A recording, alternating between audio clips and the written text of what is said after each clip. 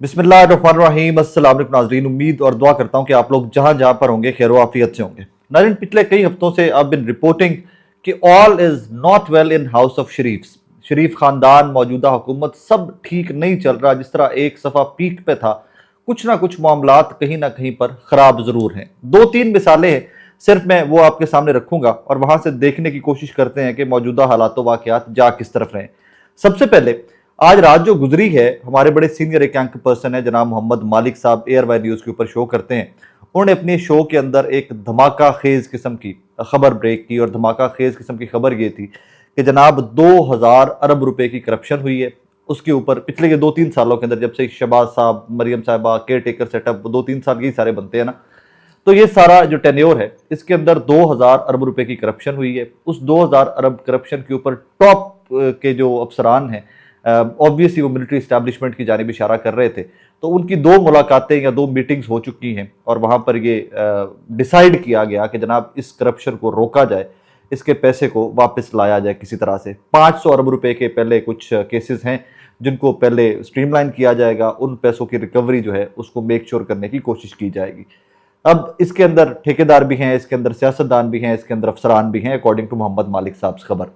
सवाल यहाँ पर यह पैदा होता है कि किसी भी किस्म के इदारे की क्या ये उनके पास ये हक मौजूद है या उनके पास ये ताकत मौजूद है या उनको आइन और कानून ये इजाज़त देता है कि वो इस किस्म की एक्टिविटी का किसी का हिस्सा बने। मैं सख्त खिलाफ हूँ किसी भी किस्म की करप्शन के, लेकिन ये काम जिन इदारों का है उन्हीं को करने दिया जाता तो बहुत बेहतर होता। ये क्यों किया जा रहा है इसके ऊपर बाद में आके बात करते हैं। आगे चले तो ख्वाजा आसिफ साहब पिछले कई दिनों से बड़ी अजीब अजीब सी ट्वीट्स कर रहे होते हैं। कभी अपने स्पीकर को रगड़ते हैं, कभी अपने चेयरमैन सेनेट को रगड़ते हैं, कभी अपने अफसरान को रगड़ते हैं ब्यूरोक्रेसी के। अब फिर उन्होंने रिसेंटली पुर्तगाल वाला एक शोशा छोड़ दिया कि पंजाब की ब्यूरोक्रेसी, पाकिस्तान की ब्यूरोक्रेसी जो है सबसे ज़्यादा करप्ट तो ये लोग हैं। इन्होंने पुर्तगाल के अंदर बहुत सारी प्रॉपर्टीज़ खरीद ली हुई हैं और वो प्रॉपर्टीज़ खरीदने के बाद जनाब ये जैसे रिटायर होते जाते हैं कि वहाँ पर जाकर सेटल हो जाएंगे, नेशनलिटीज़ ले लेंगे। 7-8 करोड़ रुपया लगता है पुर्तगाल की नेशनलिटी के लिए, आप वहाँ पर इन्वेस्टमेंट कर दें तो अब 7-8 करोड़ रुपए, when it comes to the bureaucracy, when it comes to the politicians, तो ये 7-8 करोड़ रुपया आपके मेरे लिए कोई बहुत बड़ा नंबर हो सकता है। यकीन मनो के ना लिए पीनट्स भी नहीं है। इनके कोई महीनों की कमाई, की महीने की कमाई भी इससे शायद ज़्यादा हो जो अफसरान ऊपर नीचे से कमाते हैं। इस सारे तनाजुर के अंदर भी थोड़ी सी डिटेल में बात करते हैं कि ये सारा इसके बैकग्राउंड में क्या है, ख्वाजा साहब इतने क्यों तड़प रहे हैं, ख्वाजा साहब का मामला क्या चल रहा है, इसके ऊपर भी थोड़ा सा बात करते हैं। फिर साद रिजवी साहब एक दफा फिर से एक्टिव हो गए हैं और एक्टिव होते वो हुकूमत के ऊपर बरस पड़े हैं। मैं इन 2-3 टॉपिक्स को कोशिश करूंगा कि आज के इस ब्लॉग के अंदर कवर कर ले।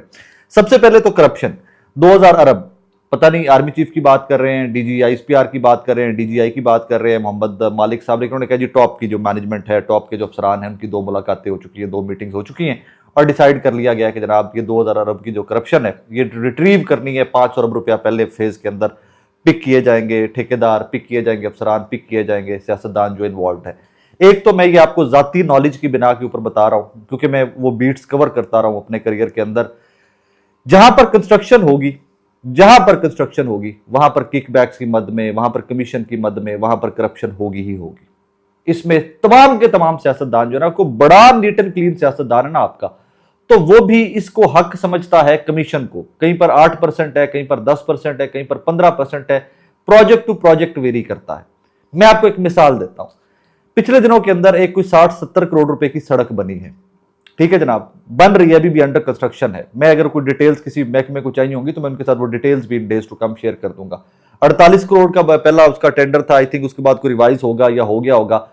उसके अंदर सबसे बड़ी करप्शन क्या की गई है कि जनाब उसमें 20-25 करोड़ रुपए या 10-15 करोड़ रुपए जितने का भी बजट था मिट्टी डालने का, सड़क को काफी ऊंचा करना था, मिट्टी डालने का उसका बजट था। वो मिट्टी एक नहर के किनारों के ऊपर जो पड़ी हुई मिट्टी होती है, जो बंद बांधे जाते हैं नहरों के किनारों के ऊपर, कि अल्लाह ना करे कि फ्लडिंग हो जाए तो ये जो मिट्टी के पहाड़ जो अंदर से निकलती है नहर की मिट्टी, वही साइडों के ऊपर बड़े बड़े पहाड़ बना दिए जाते हैं, बंद बना दिए जाते हैं। वो उन बंदों में से सारी मिट्टी उठाकर उस सड़क में डाल दी गई। अब अल्लाह ना करे कि कल को कहीं पर फ्लड आ जाए, कल को कहीं ना वो नहर में ज्यादा पानी आ जाए, कोई बंद टूट जाए, तो उस बंद को, उस पानी को रोकने के लिए कोई नहीं है। कई देहात, कई 100 देहात जो है वो ऑन स्टेक है। और ये बहुत बड़ी नहर की बात कर रहा हूँ, ये बहुत बड़ी नहर की बात कर रहा हूँ जो ऑलमोस्ट एक दरिया जितनी बड़ी नहर है, उसके बंदों से दो साइडों के ऊपर मिट्टी के बंद थे, ठेकेदार साहब ने जिले इंतजामिया के साथ, लोकल इंतजामिया के साथ मिलकर कई करोड़ की मिट्टी उठाकर सड़क में डाल दी। सबसे पहली करप्शन का सबूत ये। फिर आप ये कहें कि वहां के एमपीए, वहां के एमएनए, वहां के अफसरान की मिली भगत के ये बगैर हुआ है, उसमें नहीं चली कमीशन, तो ये मैं साबित कर सकता हूं कि ये मिट्टी सारी की सारी वहां से उठाई गई। ये एक मिसाल दी है मैंने आपको। उसके बाद बहुत सारी ऐसी सड़कें, बहुत सारे ऐसे स्कूल के प्रोजेक्ट, अस्पतालों के प्रोजेक्ट जो बन रहे होते हैं, उसमें से एमपीए, एमएनए, अफसरान सब मिलकर चल रहे होते हैं, और ये पाकिस्तान का बदकिस्मती से निजाम है। अभी आप रिसेंटली देखिए ना, इस्लामाबाद के अंदर जैसे रातों रात वहां पे अंडरपास बने हैं, ओवर ब्रिजेस बने हैं, सड़कें बनी हैं, तो वहां के जो ठेकेदार है एक्सक्यूज मी, जिन ठेकेदारों ने वो बनाई है सड़कें, क्या उसके ऊपर हाथ डाला जाएगा? उनसे पूछा जाएगा कि भाईजान आपके खिलाफ ये कंप्लेंट है, ये हमारे पास ये इंटेल है, हमारे पास ये इंटेलिजेंस हमें मिली है, तो आए ना जरा बैठे बताए कितने पैसे किस किस अफसर को कितना कितना खाता आपने दिया, किस किस सियासतदान ने आपसे कितनी कितनी कमीशनें ली है। यही तो बदकिस्मती इस मुल्क की, यही तो आपको और मुझे लेकर डूबे हुए। आपने 10 अरब का या 10 करोड़ का काम किया, बीच में से तो करोड़ 2 करोड़ अफसरान में बांटो, सियासतदानों में बांटो, बाकी सारा मिलकर खाओ। और फिर बदकिस्मती की बात ये, पाकिस्तान में इस तरह कारोबार किया जाता है कि फ्रंट के ऊपर कंपनी किसी और के नाम पे होती है, पीछे खुद सियासतदान होते हैं। यहां तक कि कुछ सरकारी महकमों के अफसरान खुद इन्वॉल्व होते हैं डायरेक्ट बिजनेस के अंदर। आप मेरे पार्टनर, मैं सरकारी अफसर, कंपनी आप बनाओ, ठेके मैं आपको देता रहूंगा, फंड मैं आपका रुकने नहीं दूंगा, तुम के करप्शन करो, खुद भी खाओ, मुझे भी खिलाओ। सो ये तो इस कल्चर है, और ये एहतसाब बार बार मंजन आपको और मुझे बेचा जाता रहा है। माजी में भी बहुत दफा बेचा गया, बहुत दफा माजी में भी बेचा गया। नैब मुशर्रफ वाला टाइम यही था, एहतसाब होगा, कौम के सामने एक नई वो ट्रक की लाल बत्ती, जिस तरह की मैंने शर्ट पहनी हुई है, उस लाल बत्ती के पीछे लगा देते हैं, कौम पीछे पीछे भागती रहती है। बहरहाल दो चीजें, एक तो जिन इदारों की तरफ जनाब मोहम्मद मालिक साहब ने इशारा किया, उनका मैंडेट ही नहीं है एहतसाब किसी का, सिविलियन इदारे मौजूद है, एहतसाब करें। नंबर 2, ये एहतसाब की ट्रक की बत्ती मल्टीपल टाइम्स पहले भी पीछे लगाया गया। मुझे सिर्फ इस दफा दुआ ये है कि अगर एहतसाब किया जाए तो अक्रॉस द बोर्ड किया जाए। जहाँ पर सियासतदानों की बात करते हैं, जहाँ पर जजेस की बात करते हैं, ब्यूरोक्रेसी की बात करते हैं, अफसरान की बात करते हैं, ठेकेदारों की बात करते हैं, एक नज़र जर्नैलों पर भी डाल दीजिएगा प्लीज़। सो ये that's how it should be. के मलिक रियाज की बात करते हैं, बिल्कुल करें, आप करें, आपको हक है। बैरियर टाउन कोई दूध का धुलावा नहीं है, बड़े लोगों के साथ जुल्म किया मलिक रियाज ने, बड़े लोगों की प्रॉपर्टीज जो आज भी बेचारे केसेस लड़ते फिर रहे हैं, आज भी रोते फिर रहे हैं। सो मलिक रियाज को भी रगड़ा दे, सबका एहतसाब करें, क्योंकि सिर्फ एहतसाब बचता, एहतसाब से वो है जो बहुत ताकतवर होता है। और यहाँ पर आप गली मोहल्ले में आपका आर्ग्यूमेंट हो जाए ना किसी बंदे का, तो उन्होंने भी पुलिस साड़ी जिम्मेदार रगड़ा देती है। जिस किस्म का एहतसाब उसका भी होता है ना, वो भी हम देखते हैं कि वो कई कई महीने अदालतों के अंदर रुलता फिरता है। अब आ जाते हैं ख्वाजा आसिफ वाली स्टोरी के ऊपर। ख्वाजा आसिफ के बारे में रात को हमारे एक दोस्त है मोहम्मद जुबैर साहब, पाकिस्तान से चले गए हैं, बड़े सख्त हालात उन्होंने काटे, यहाँ पर नौकरी भी गई उनकी, काफ़ी सारे प्रॉब्लम जुबैर साहब ने यहाँ पर फेस किए पाकिस्तान के अंदर, और उसके बाद फाइनली वो पाकिस्तान को टाटा कह के, पाकिस्तान को खैर बात कह के जा चुके हैं। रात गए जुबैर साहब ने खबर ब्रेक की जनाब के ख्वाजा आसिफ साहब वज़ीर दिफा पाकिस्तान के, उन्होंने इस्तीफ़ा दे दिया। उसके इस्तीफे के बाद वो खबर बहुत वायरल हुई। कुछ देर बाद वो मोहम्मद तारड़ साहब जो इंफॉर्मेशन मिनिस्टर हैं, उन्होंने भी इसके ऊपर फोकस किया। उन्होंने कहा जनाब कि नहीं वो कोई इस्तीफ़ा नहीं है। उसके बाद ख्वाजा साहब ने भी कहा कि ये ख्वाहिश तो हो सकती है, लेकिन मैंने कोई इस्तीफ़ा नहीं दिया। जुबैर साहब वाली खबर को रीइंडोज किया या रीट्रेट किया जनाब जफर नकवी साहब ने। जफर नकवी साहब भी बहुत सीनियर साफ़ी हैं। उन्होंने कहा जी इस तरह का मामला तो चल रहा है, इस्तीफ़ा तो दिया गया। अब इस्तीफ़ा आगे से एक्सेप्ट होता है कि नहीं होता, वो मुख्तलिफ आ रहा है उसके ऊपर, ठीक है जनाब। अब इस्तीफे की वजूहात क्या हैं, लोग डिफरेंट इसके ऊपर क्या सराहना कर रहे हैं। एक क्या सराही की जा रही है, संघेड़ा साहब जो एडीसीआर सियालकोट रिसेंटली एंटी करप्शन ने गिरफ्तार किए हैं, जिनके ऊपर इल्जामात लंबे चौड़े हैं। क्या है क्या नहीं हकीकत, वो तो in detail days to come आपके और मेरे सामने आ जाएंगी, लेकिन संघेड़ा साहब की ज़ात के ऊपर इल्जामात काफ़ी लंबे चौड़े हैं। लोग कहते हैं कि संघेड़ा साहब जो है वो 8 फरवरी वाले इलेक्शन के अंदर भी डायरेक्टली इन्वॉल्व थे, क्योंकि आरओ थे, और वो तोते में जान होती है जिस तरह, तो ख्वाजा साहब की जान जो है वो संघेड़ा साहब के अंदर है। और संघेड़ा साहब के ऊपर जो इल्जामात हैं, उनकी डोरियां कहीं ना कहीं जाकर वापस ऊपर ख्वाजा साहब से कनेक्ट हो जाएंगी। यही वजह है कि ख्वाजा साहब बहुत सारे ब्यूरोक्रेसी के ऊपर भी बरस रहे हैं, और उस डिपार्टमेंट को भी ऑब्वियसली रगड़ रहे होंगे जिन्होंने संघेड़ा साहब को गिरफ्तार किया। इसमें हकीकत क्या है क्या नहीं है, ये वक्त आने वाले दिनों के अंदर साबित कर देगा। लेकिन हमेशा से डॉट्स कनेक्ट करने होते हैं कि डॉट्स कनेक्ट कहाँ पे होते हैं, जाकर वहीं से स्टोरी डेवलप की जाती है। अब पुर्तगाल के अंदर किस किस बंदे ने ताहिर खुर्शीद साहब का नाम ले लिया, जो साबिका प्रिंसिपल सेक्रेटरी थे बुजदार साहब की। और मैं कल के व्लॉग में मैंने कहा था कि अगर ताहिर साहब करप्ट हैं, कहीं पर उन्हें करप्शन की, पकड़ें यार, रगड़ दें, पकड़ के, मतलब पंजाबी में कहते हैं हम सॉरी, तुन दो, मिसालें सेट करो। लेकिन बातें करते रहते हो यार, तुम इक्तदार के अंदर होते, ख्वाजा साहब आप इक्तदार में हो, आप वजीर दिफा हो, इतनी तगड़ी आपकी वजारत है, फिर भी अगर आप लोगों ने बातें करनी तो एहतसाब किसने करना है? फिर वही जिनका काम नहीं है वो गिन करते हैं, मोहम्मद मालिक साहब खबर देते हैं, मेरे जैसे लोग बैठ के तनकीद करते हैं कि this is not your job, ये आपका काम नहीं है एहतसाब करना, ये सिविलियन इदारों का काम है। लेकिन ये कुछ डॉट्स जो हैं वो जाकर जुड़ रहे हैं संखेड़ा साहब की तरफ और ख्वाजा साहब की तरफ, ये जो सारा कैनवस या सारा जो जाल बिछाया जा रहा है। अब इसको जाते जाते कंक्लूड करते हैं।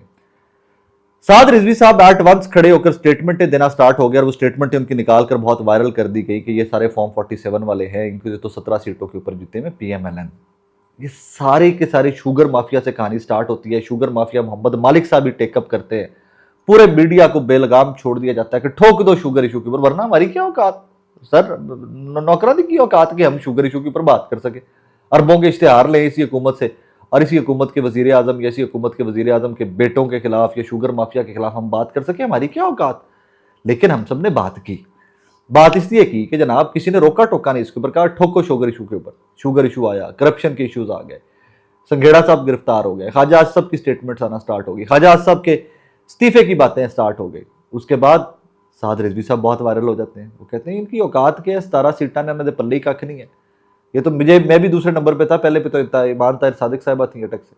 सो ये कहानी सारी की सारी चल रही है इस टाइम के ऊपर, तमाम तोपों का रुख टुवर्ड्स PMLN। और अब आप एक और चीज देखिएगा, वो तमाम जो बहुत बड़े बड़े सहाफत के नाम जो आपको लग रहा है एंटी स्टैब्लिशमेंट खड़े हुए हैं, ये है वो है, वो आपको स्क्रीनों के ऊपर नजर आना स्टार्ट हो जाएंगे। उनकी भर्तियां दोबारा से स्टार्ट कर ली गई हैं। बहुत सारे ऐसे लोग कि जो नहीं परफॉर्म कर सके स्टैब्लिशमेंट की इमेज बिल्डिंग के अंदर, वो उनको साइड पे करके एक दफा से फिर से कुछ इस तरह के मोहरे जो हमेशा से थे स्टैब्लिशमेंट के ही, लेकिन उन्होंने भेस बदल रखा था या वो भेस बदल कर छुप कर बैठे हुए थे, वो आपको दोबारा टेलीविजन स्क्रीनों के ऊपर नजर आएंगे। आपने परेशान नहीं होना, मैं आहिस्ता आहिस्ता आहिस्ता आपको हिंट्स दे रहा हूँ कि बहुत सारे लोग आपको दोबारा स्क्रीनों के ऊपर नजर आना स्टार्ट हो जाएंगे इन डेज टू कम। एक दो तो नजर आपको आजकल ही आएंगे, ऑलरेडी हो चुके हैं। सो इन डेज टू कम आप देखिएगा कि बहुत सारी चीजें बदल जाएंगी, नून लीग के खिलाफ तोपों का रुख सीधा कर दिया जाएगा। क्या खोया क्या पाया, ये एक नई बहस का होगी उससे कि इससे क्या हासिल किया किसी ने, क्या एस्टैब्लिशमेंट अपने मफाद के लिए गेन कर रही है या लूज कर रही है। इसकी बड़ी सादी सी एक लॉजिक है। PMLN जितनी कमजोर होगी, हुकूमत जितनी कमजोर होगी, एस्टैब्लिशमेंट को उतना फायदा है। देखिए दो फ्री कैन है ना, हमेशा हुकूमत जब चल रही है, जब तो अब तो हाइब्रिड निजाम है, एस्टैब्लिशमेंट है PMLN पीपल्स पार्टी MQM, इन तमाम सियासी जमातों की हुकूमत है, ये कमजोर तो एस्टैब्लिशमेंट ऊपर, एस्टैब्लिशमेंट कमजोर तो ये ऊपर। और फिर जब हुकूमत में कोई भी सियासी जमात होती है तो उसको एट सम पॉइंट उनको ये गलत फहमी होने लग जाती है कि हम हुकूमत में हैं यार। वो ये भूल जाते हैं कि आपकी सीटें 17 थी या 70 थी या 170 थी या 270 थी। वो फिर अपने आप को वजीर आजम भी समझते हैं, वो अपने आप को वजीर आला भी समझते हैं। जब वो समझने लग जाते हैं तो फिर उनको जो लाए होते हैं वो बताते हैं कि ना सही ना इंज नहीं, जिन्ना लियांदा है वही हुकूमत च ने, तुम चुप करके साइड पर बह के जी तनख्वाह से काम कर रहे हो उसे तनख्वाह से काम करी जाओ। सो ये हालात तो वाकयात बने हुए हैं एट दिस मोमेंट। ये आज की मेन स्टोरीज थी। एक मोहसिन नकवी साहब के वजीर आजम वाली भी स्टोरी है, मैं उसके ऊपर थोड़ा सा काम कर रहा हूँ। अगर कोई लीड उसकी मिल जाती है तो इंशाल्लाह मैं कोशिश करूंगा कि अगले ब्लॉग के अंदर वो भी आपके सामने रखूँ कि क्या वाकई मोहसिन नकवी साहब वजीर आजम बनने जा रहे हैं या नहीं बनने जा रहे। उसके ऊपर भी अगले ब्लॉग में थोड़ी सी बात करेंगे। अपना बहुत सारा ख्याल रखिएगा नाज़रीन, दुआ में याद रखिएगा। अल्लाह हाफिज़।